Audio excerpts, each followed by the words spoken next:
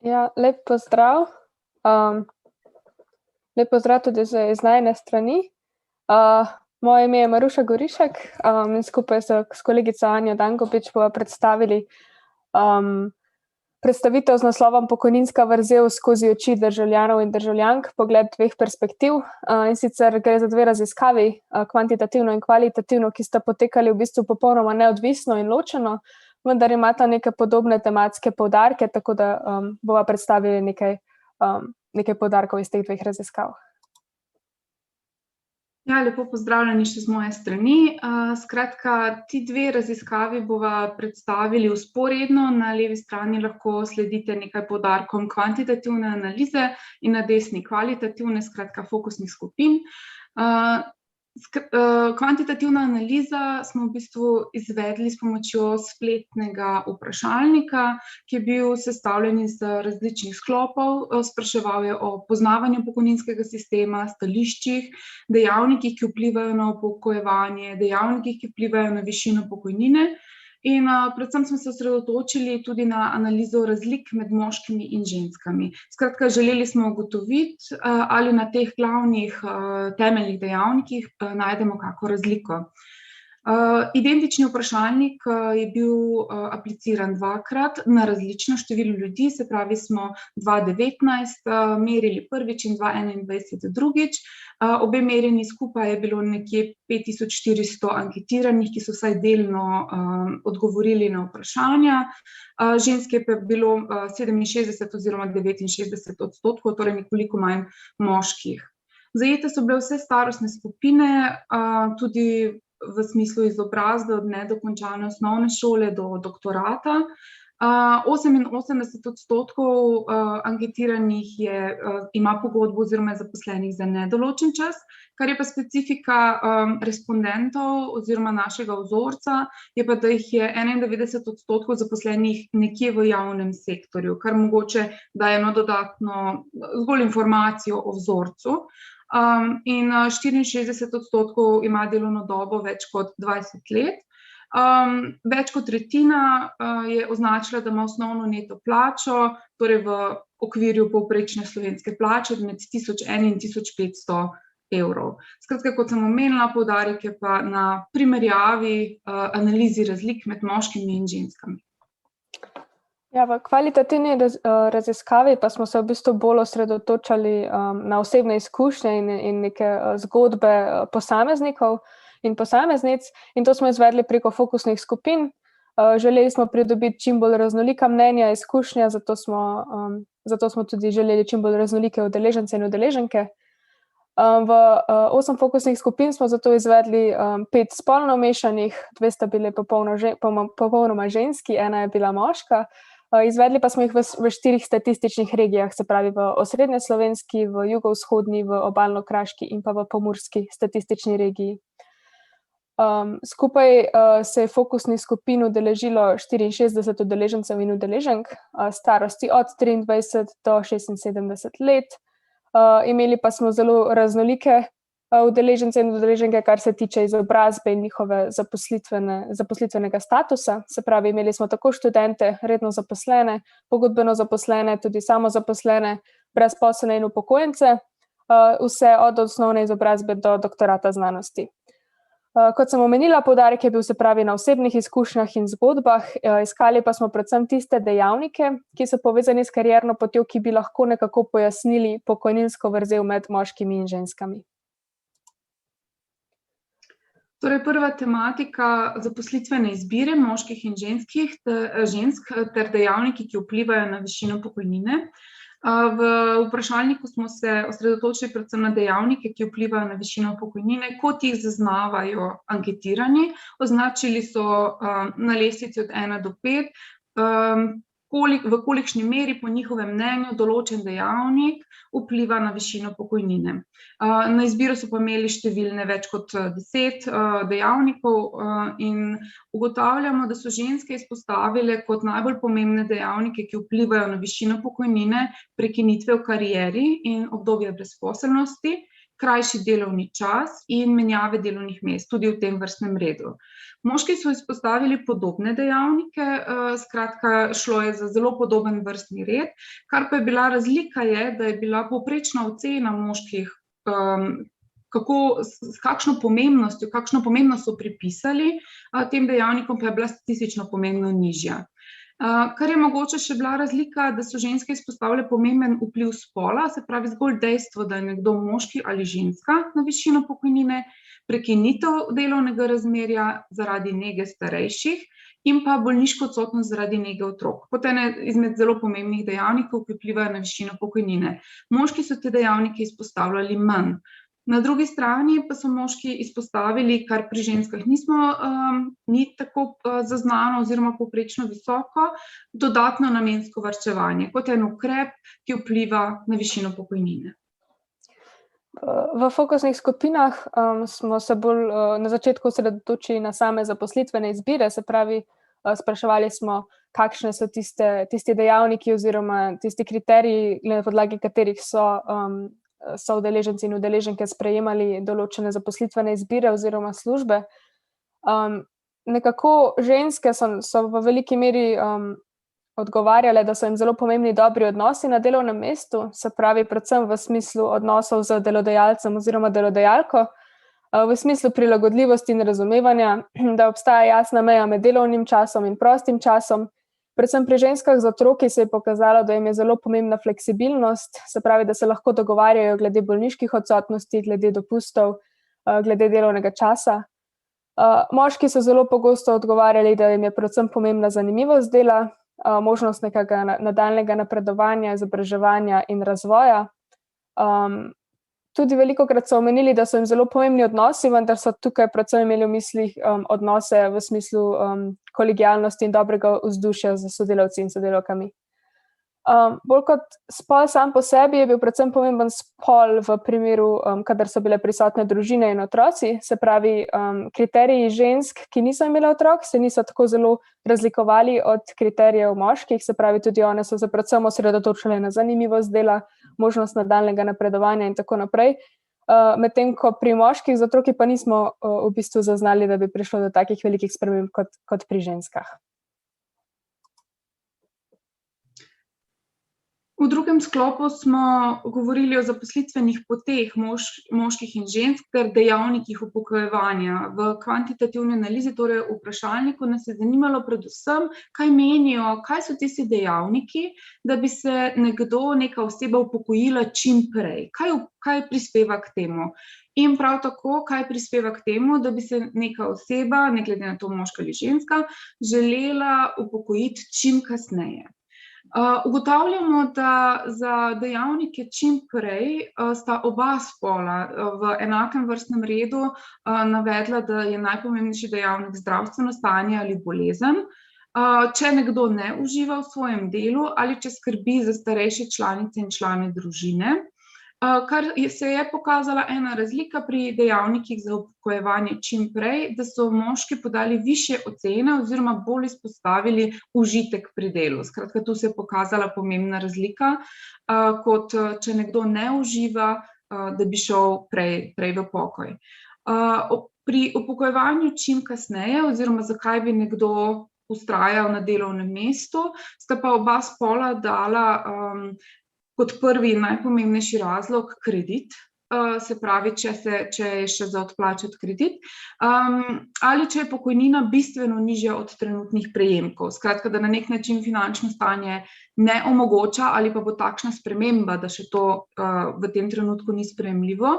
In oba spola sta dala, če nekdo v svojem delu zares uživa, da je tudi to eden izmed kriterijev, zakaj se bi nekdo upokojil čim kasneje. Pri teh dejavnikih se je pokazala ena pomembna razlika, in sicer ženske so kot bolj pomembno izpostavile dejavnik, da se bi nekdo upokojil čim kasneje, če finančno pomaga svojim otrokom. Moški so to izpostavili precej manj. V fokusnih skupinah pa smo se bolj podrobno osredotočili tudi na to celo karierno pot oziroma iskali dejavnike tudi že tekom kariere, ki bi mogoče pojasnili nekatere razlike v pokojninah. In sicer največje razlike med spoloma so se pokazale predvsem na področju napredovanja, ki pa so posledica vlog v družini. Se pravi, ženske tekom kariere pogosteje koristijo razne bolniške odsotnosti tudi za nego otroka in tako naprej, in so zato pogosto videne kot nezanesljive, tako v očeh delodajalcev in delodajalk, kot tudi sodelavcev in sodelavk. In s tem tudi težje dosegajo nekatere kriterije, ki so ponavadi videni kot pozitivni za napredovanje, se pravi, manj so razpoložljive, manj se lahko prilagajajo potrebam in željam delodajalca in delodajalk. Prav tako pa se je izkazalo kot zelo pomembno tudi, da je bilo veliko več žensk kot moških tekom kariere pripravljeno oziroma primorano vzeti katerokoli službo, zato da so preživele, in takrat tiste karierne izbire oziroma njihove preference niso bile več tako pomembne, in tudi zaradi tega niso razmišljale, kako bo to vplivalo naprej na njihovo pokojnino. Predvsem se je pogosto to dogajalo takoj po porodniški odsotnosti za ženske, ki so bile brezposelne. Kar se tiče želje po samem upokojevanju, sta se podobno oblikovale nekako dve skupini, se pravi tisti, ki bi se želeli upokojiti čim prej.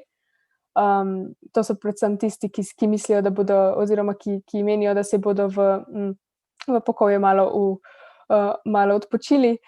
In pa tisti, ki bi se upokojili čim kasneje, se pravi, bodisi zaradi raznih finančnih skrbi ali zaradi tega, ker ne vedo, kaj bodo počeli kasneje.